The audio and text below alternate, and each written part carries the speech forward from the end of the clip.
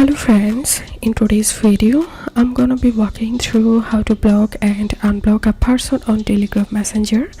But before getting started this video, make sure to subscribe. How to do it: so open your Telegram app and long press on the chat which you want to block, and after selecting the chat or person, tap on this three dot icon to the right hand corner and tap on block user.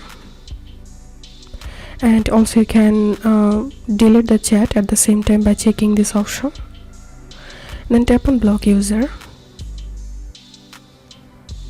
So this is how we can block a user. And to unblock any user, open the chat and tap on unblock user. Okay, so that's how you can do it. If this video helped you, give a thumbs up and please consider subscribe to how to do it. Thank you for watching.